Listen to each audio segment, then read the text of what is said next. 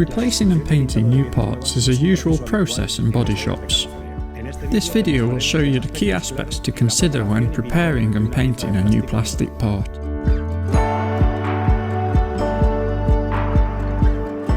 Nowadays, the vast majority of manufacturers supply spare parts that have had a pre-intermediate coat treatment, i.e. a primer coat.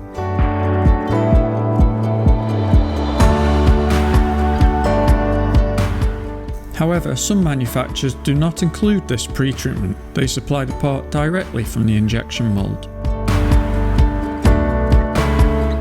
This tutorial focuses on the process of painting a new bumper without primer.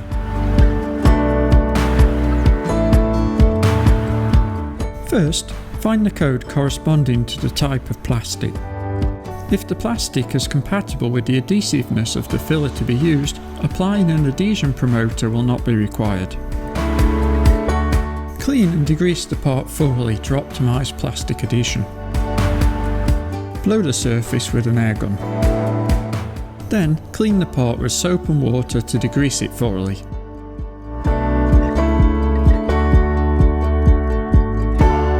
Lightly sand the bumper's surface to improve adhesion. Then, clean the surface again to remove any sanding residues. Apply a fast drying adhesion promoter for plastics. Apply a thin and even coat over the entire surface. This type of product also has a spray version for spot repairs. In this case, since it is a completely new bumper, use a wet-on-wet filler to optimise time and profitability in the repair.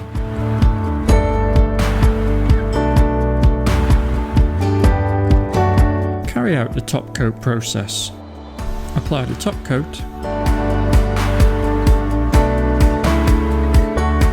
Finally, apply the clear coat following the specifications of the technical data sheet and other factors such as room temperature and humidity.